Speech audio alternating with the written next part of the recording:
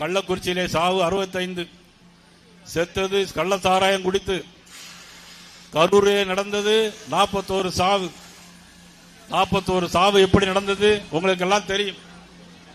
இப்பொழுது காவல்துறை நான் ஏன் எச்சரித்தேன் என்று சொன்னால், எந்த இடத்தில் அனுமதி கேட்கிறார்களோ கொடுங்க. நீங்க முதலமைச்சர் வந்தா முதலமைச்சர் எந்த இடத்துல கேட்கணும் அந்த இடத்துல அனுமதி கொடுக்கிறீங்களா இல்லையா? முதலமைச்சர் வந்தாலோ துணை முதலமைச்சர் வந்தாலோ எந்த இடத்துல அனுமதி கேட்கிறீங்களோ அந்த இடத்தில் பின்னாடி இருப்பாங்க.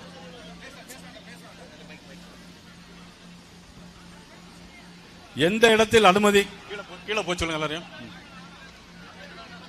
எந்த இடத்தில் அனுமதி கேட்கிறாங்களோ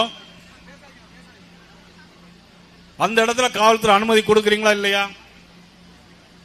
எவ்வளவு கொடிகள் கட்டுறாங்களா இல்லையா? எங்களுக்கு மட்டும் ஏன் அனுமதி மறுக்கப்படுகிறது? அனுமதி மறுக்கப்பட்டதில் தானே 41 பேர் உயிரிழந்து செத்து போனார்கள் கரூரிலே. அதில் செத்தவருடைய ஒரு பெண், ஒரு கணவனை இழந்த பெண், 10 வயது சிறுவனுக்காக தன்னுடைய வாழ்க்கையை நடத்தி கொண்டிருக்கிற ஒரு பெண் அந்த கூட்டத்தில் போகிறார்கள். அந்த குழந்தையை கையிலே பிடித்து நடத்தி கூட்டிக் கொண்டே போகிறார்கள். கூட்டம் முடியறிந்தது, எல்லா நெருக்கடி ஏற்படுகிறது. அந்த தாய் கீழே விழுகிறாள். அந்த தாய் மேலே எல்லோரும் மிதித்து போகிறார்கள்.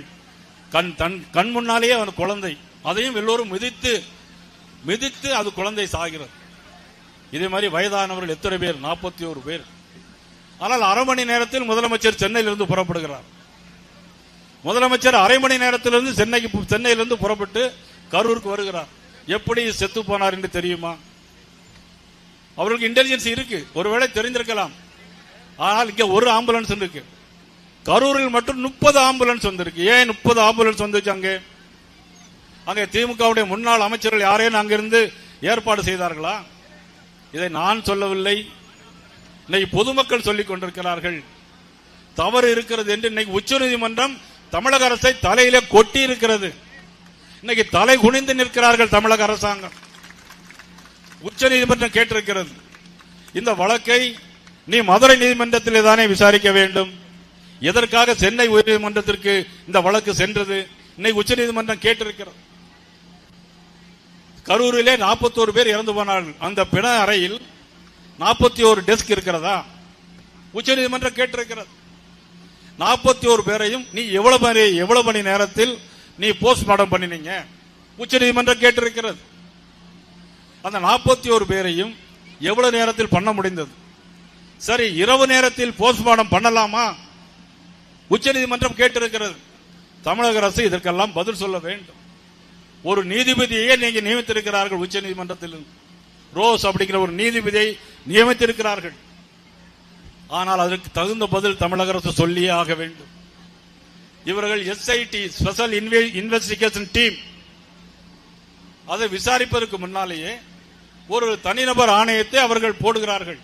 அருணா ஜெகதீசன் என்ற ஒரு தனிநபர் ஆணையத்தை போடுகிறார்கள். அந்த ஆணையம் எப்படிப்பட்ட ஆணையம் தெரியுமா உங்களுக்கு?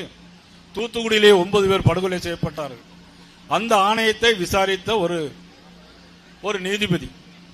ஆனால் அந்த தூத்துக்குடி சம்பவம் இதுவரையிலும் என்ன ஆச்சு என்று யாருக்கும் தெரியாது. அந்த மாதிரி ஒரு ஆணையம். சரி, சம்பவம் நடைபெற்றது. மாவட்ட கலெக்டர்கிட்டையும் மாவட்ட காவல்துறை அதிகாரிகிட்டையும் செக்ரட்டரி, சீஃப் செக்ரட்டரி போன் பண்ணி என்னென்ன ரிப்போர்ட் கேட்கிறாங்க. அந்த ரிப்போர்ட்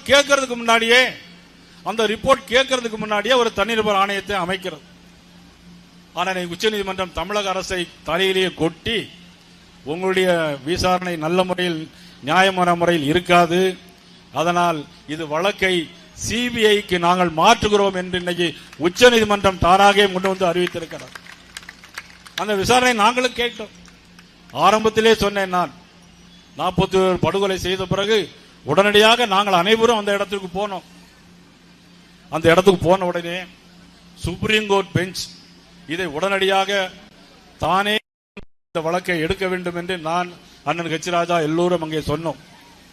ஆனால் இன்றைக்கு தான் அது நீதி கிடைத்திருக்கிறது. உச்சநீதிமன்றத்தில் வழக்கு சிபிஐக்கு உச்சநீதிமன்றத்தால் மாற்றி அமைக்கப்பட்டிருக்கிறது. நல்ல தீர்ப்பு நிச்சயமாக வெகு விரைவில் வரும். இதெல்லாம் யாரெல்லாம் மாட்டப் போகிறார்கள் என்பது தெரியாது, எந்த அமைச்சர்கள் மாட்டப் போகிறார்கள் என்பது தெரியாது. யார் சம்பந்தப்பட்டவர்கள் நிச்சயமாக அவர்கள் சிறைக்கு அனுப்பப்படுவார்கள். அந்த காலம் வெகு விரைவில் வரும்.